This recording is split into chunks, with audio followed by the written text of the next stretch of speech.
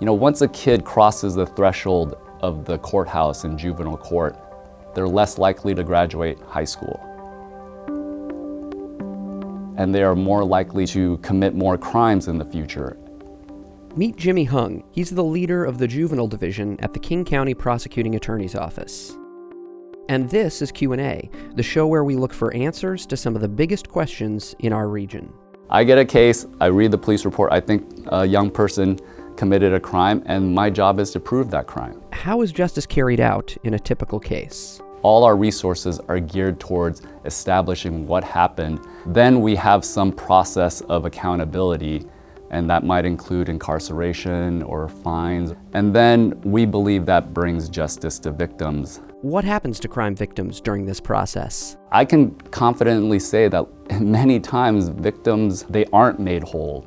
They don't get answers to questions. They don't get to find out why this happened to them. Is this process a good use of taxpayer dollars? What shocked me is the average cost of incarcerating a young person in Washington, when we also know that the studies show that kids are gonna likely come out and continue to commit crimes. And so it didn't seem like a very good use of our resources. The prosecutor's office now sends some juvenile offenders to the Restorative Community Pathways program. What is this program? So Restorative Community Pathways is a juvenile diversion program, generally for first-time offenders. We get a case from the police department. Instead of activating this legal process that has all of these negative consequences, we connected that young person with a mentor, got them assessed to help deal with anger or depression, work with this young person's family and get them stable housing and to make sure that they had food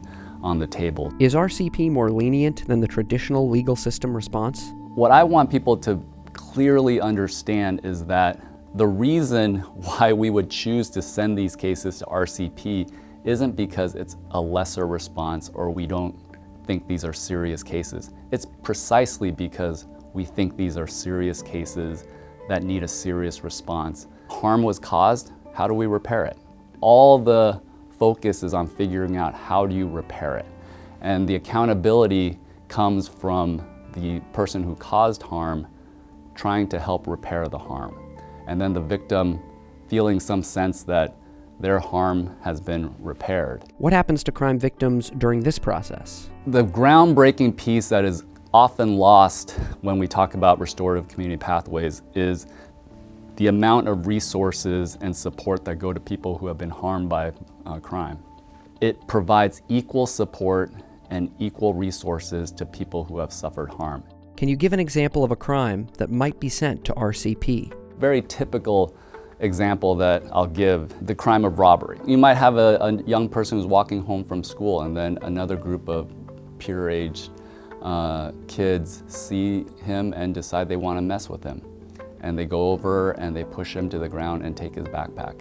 If I was a parent of that child who was victimized, I would be very concerned and upset.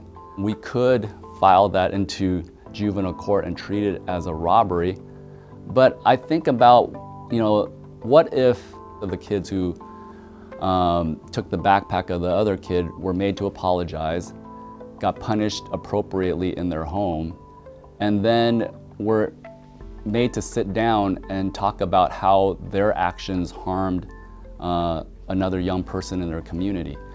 I think if that had happened and nobody called the police, I would think most of us would think that's perfectly fine and perfectly appropriate. It doesn't mean that once the police are called that we then have to activate a legal process. I think there's always that opportunity to go back to the community and say, is there something else that you would like to do that you think is more appropriate or would bring more healing to your community and cause less harm? I learned early on when I came into juvenile court, when I charged a young person with the crime of robbery, I learned through a community organization that by the simple act that we charged this kid with robbery, now his family was at risk of losing their Section 8 housing. And some people might be like, well, that's what they get.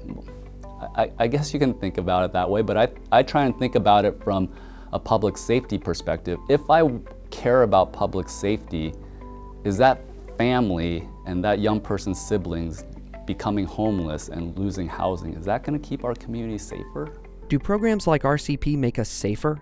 What are the outcomes? One of the programs that is one of the shining beacons of how successful partnering with community can be is the Choose 180 program. And that program has been studied twice now, one time by our county Office of Performance, Budget and Strategy, and then also by researchers from the University of Washington. And both studies shows that kids who went through the Choose 180 program reoffended at a lower rate than kids who would have been filed into juvenile court. At the end of the day, why is your office pursuing alternatives to traditional prosecution? These are cases that we think we will get better outcomes if we partner with the community and do something outside of the court. The cases that don't fit into our standards for RCP, we have our system and we will file that into juvenile court.